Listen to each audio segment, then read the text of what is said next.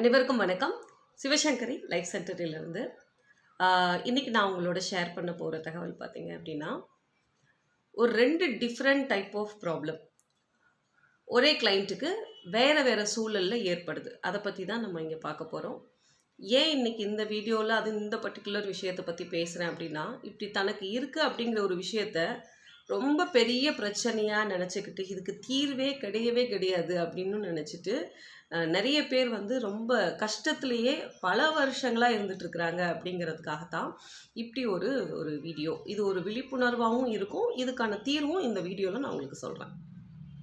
So நம்மளோட சேனலை இது வரைக்கும் சப்ஸ்கிரைப் பண்ணாமல் பார்த்துக்கிட்டிங்கன்னா ப்ளீஸ் டூ சப்ஸ்கிரைப். உங்களுடைய தனிப்பட்ட மலர் மருத்துவ மனநல ஆலோசனைக்கு ஸ்க்ரீனில் தெரிகிற என்ன நீங்கள் தொடர்பு கொள்ளலாம். அதாவது இந்த பிரச்சனை வந்து பார்த்திங்க அப்படின்னா அதிகமாக யாரை பாதிக்குது அப்படின்னு பார்த்திங்கன்னா நிறைய பெண்களை பாதிக்கக்கூடிய விஷயமா இருக்குது. அவங்க சொல்லக்கூடிய ஒரு விஷயமாகவும் இருக்குது. ஆரம்பத்தில் எப்படி சொல்லுவாங்கன்னா, ஏதாவது ஒரு பொருளை தொட்டுட்டாலோ இல்லை வந்து அந்த பொருளை வந்து அடுக்கி வைக்கிறதுல வந்து ஒரு திருப்தி வராது. தொட்டுட்டா உடனே கையை வந்து கழுவியே ஆகணும், அதை சுத்தப்படுத்திக்கணும். அந்த சுத்தப்படுத்துறது வந்து ஆரம்பத்தில் எப்படி இருக்குன்னா 1 or 2 டைம்ஸ் கழுவுனா ஓகே அப்படிங்கிற மாதிரி தோணும். அப்புறம் பொருட்களை வைக்கும்போது அது கொஞ்சம் முன்ன பின்ன அசைச்ச மாதிரி ஃபீல் ஆகிட்டா கூட அதை வந்து சரி அப்படியே ரொம்ப ரொம்ப மைன்யூட்டாக அதை அட்ஜஸ்ட் பண்ணி அவங்களுக்கு திருப்தி ஆகிற வகையில் அதை செட் பண்ணுவாங்க. ஆரம்ப நிலையில் வந்து இப்படி தான் ஒவ்வொரு விஷயமா ஆரம்பித்து நாள் ஆக ஆக என்ன ஆகிடும் அப்படின்னா, இது ரொம்ப தீவிரமாகவும் ரொம்ப நேரமும் பண்ணுறது அப்படிங்கிற மாதிரி வந்துடும். அது எப்படி பண்ணுவாங்க அப்படின்னா, பொருட்களை வந்து தொட்டுட்டாங்க அப்படின்னா சும்மா தானே ஆரம்ப நிலையில் கை வாஷ் பண்ணாங்க. அதுக்கப்புறம் பார்த்திங்கன்னா சோப்பு போட்டு வாஷ் பண்ண ஆரம்பிப்பாங்க. ரொம்ப நேரம் வாஷ் பண்ணுவாங்க. சோப்பு தீர்ற வரைக்கும் வாஷ் பண்ணுறது, டேங்க்கில் இருக்கிற தண்ணி பூரா காலியாகிற வரைக்கும் வாஷ் பண்ணுறதுங்கிற மாதிரி எல்லாம் போகும். ஸோ இதை வந்து இன்றைக்கி கொஞ்சம் அவேர்னஸ்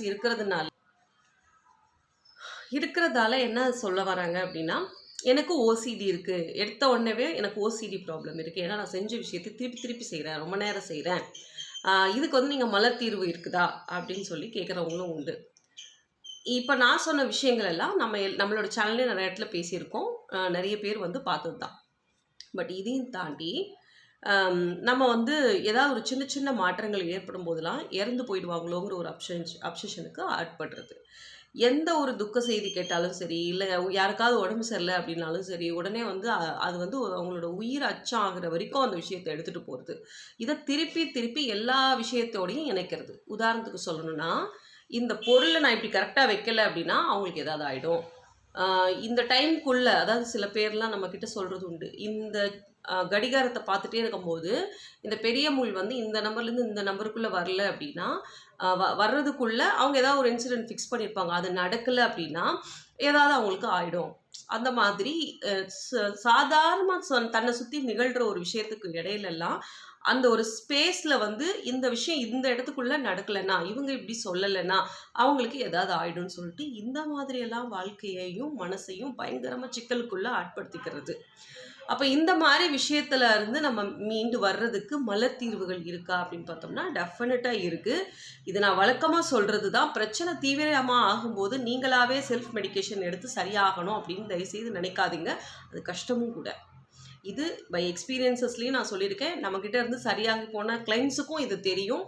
இப்போ இருக்க கிளைண்ட்டுக்குமே வந்து நான் நிறைய ரெமடி எடுத்து பார்த்து எனக்கு பலன் அளிக்கலைன்னு தான் உங்ககிட்ட வந்தோம் அப்படின்னு சொல்கிறது.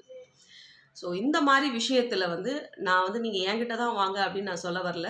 தயவு செய்து இந்த மாதிரி பெரிய பிரச்சனைக்கெல்லாம் வந்து ப்ராப்பராக ட்ரெயின்டாக இருக்கக்கூடிய ஒரு மலர் மருத்துவரை அணுகி அவங்க என்ன மாதிரி கைடன்ஸ் கொடுக்குறாங்களோ, அவங்க என்ன ப்ரோட்டோக்கால் ஃபாலோ பண்ணி உங்களுக்கு ரெமெடிஸ் கொடுக்காங்களோ கொஞ்சம் நாளைக்கு அவங்ககிட்டயே நீங்கள் எடுங்க.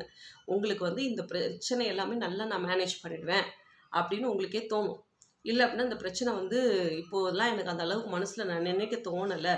ஏன்னா இப்போ நம்மக்கிட்ட மெடிக்கேஷன் எடுக்கிறவங்க அந்த ஃபஸ்ட்டு டோஸ் முடிஞ்சு செகண்ட் டோஸ் போகும்போதே சொல்லக்கூடிய விஷயம் என்னென்னா, இப்போயும் அந்த தாட் வருது, ஆனால் நான் கண்ட்ரோல் பண்ணிக்கிறேன், அதை செய்யக்கூடாது அப்படின்னு சொல்லி எனக்குள்ளேயே நான் ஒரு கட்டளை பிறப்பிக்கிறேன், அதை என்னால் ஒபே பண்ண முடியுது அப்படின்னு சொல்லுவாங்க. ஸோ இது எல்லாமே வந்து உங்கள் மனநிலையிலே ஏற்படுறதுக்கான மாற்றத்தை அதில் சிறப்பு பயிற்சி பெற்றவங்க வந்து ரொம்ப அதை மைனூட்டாக கவனிப்பாங்க. எல்லா ஏரியாஸையும் மைனூட்டாக கவனித்து அதுக்கான ரெமெடிஸை வந்து ஒவ்வொரு இடத்துலையும் என்னென்ன ரெமெடி கொடுத்து சப்போர்ட் பண்ணணுங்கிறது தெரியும். இப்போ நீங்களாக எடுக்கும்போது ஒரு நீங்கள் ஒரு 10 வீடியோ பார்க்குறீங்க அப்படின்னா நீங்களாக வந்து பொதுவாக என்ன ரெமெடி சொல்லியிருக்காங்களோ அதில் ஏதாவது ஒரு ரெமெடி எடுப்பீங்க, அது உங்களுக்கு சூட் ஆகாமல் போகலாம்.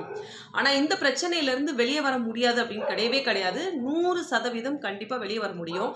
ஆனால் தொடர்ந்து கொஞ்சம் ரெமெடிஸ் எடுக்கிற மாதிரி இருக்கும். மாறுகின்ற மனநிலைக்கு ஏற்ப வேறு வேறு ரெமெடி தேவைப்படும். அதே நேரத்தில் இது ஓவர் நைட்டில் வந்த பிரச்சனை கிடையாது. நம்ம ஸ்லோவாக தான் டெவலப் பண்ணுறோம். இது வந்து சரியாகணும் அப்படிங்கிறதுக்கும் கொஞ்சம் டைம் எடுக்க தான் செய்யும். அதனால் இந்த மாதிரி விஷயத்த ட்ரீட் பண்ணும்போது அந்த ரெமெடிஸை எடுத்துக்கக்கூடிய கிளையண்ட்ஸும் சரி, அவங்கள சுற்றி இருக்க நபர்களும் சரி, நம்ம ட்ரீட் பண்ணக்கூடிய நபரும் சரி, எல்லாருக்குமே வந்து ரொம்ப பொறுமையும் தேவைப்படும், டைமும் தேவைப்படும் அப்படிங்கிறது தான். ஏன்னா நிறைய பேர் நினைக்கிற விஷயம் என்னென்னா, இந்த மாதிரி ஒரு விஷயத்துக்காக மலர் மருத்துவத்தை நாடும்போது இப்போ நம்மக்கிட்ட வந்து கிளைண்ட்ஸாக நிறைய பேர் அப்படி இருக்காங்க. நான் கொஞ்ச நாள் அங்கே ரெமெடி சாப்பிட்டேன், எனக்கு உடனே பலன் அளிக்கலை, வேற ஒருத்தட்ட போனேன், எனக்கு அங்கே பலன் அளிக்கலை, இப்போ உங்ககிட்ட வந்திருக்கேன் அப்படின்னு வருவாங்க.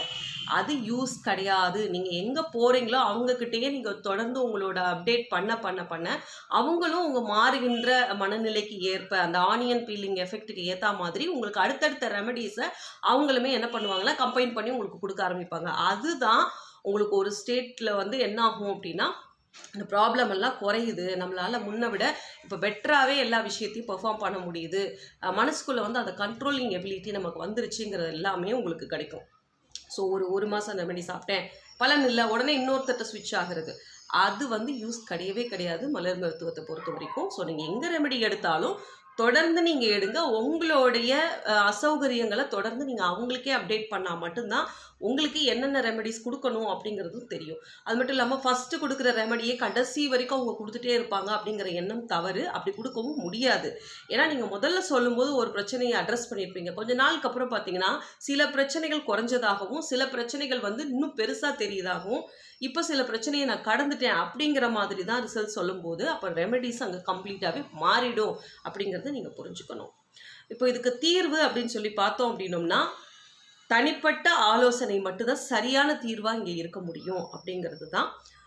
உங்களுக்கு இப்போ நான் சொன்ன இந்த ஐடியாஸ் எல்லாமே வந்து நீங்கள் எங்கே ரெமெடி எடுத்தாலும் சரி, இல்லை யார்கிட்ட ரெமெடிஸ் எடுத்தாலும் சரி, எவ்வளோ நாள் தொடரணும், என்ன மாதிரி ப்ராக்ரஸ் அவங்களுக்கு அப்டேட் பண்ணணும் அப்படிங்கிற ஒரு தகவல் எல்லாம் உங்களுக்கு கிடச்சிருக்கும் அப்படின்னு நம்புகிறேன். அடுத்த ஒரு வீடியோவில் இந்த பேயை நான் பார்த்தேன், சில வாய்ஸஸ் எல்லாம் எனக்குள்ளே கேட்குது, இதிலேருந்து வெளியே வர முடியாதா, எதுக்கு, அது மட்டும் இல்லாமல் இது அவங்கள மட்டும் பாதிக்கிறதில்ல, சுற்றி இருக்கிறவங்களையும் சேர்த்து பாதிக்குது, இந்த மாதிரி பிரச்சனையில் இருந்து நம்ம வெளியே வருவதற்கு தன்னை சார்ந்தவங்க என்ன ரெமெடி எடுத்துக்கணும், அதனால் பாதிக்கப்பட்டவங்க என்ன ரெமெடி எடுக்க வேண்டியிருக்கும், எப்படியெல்லாம் ட்ரீட்மெண்ட்ஸ் போக வேண்டியிருக்கும் அப்படிங்கிறத பற்றி அடுத்த ஒரு வீடியோவில் நம்ம பேசலாம். நன்றி, வணக்கம்.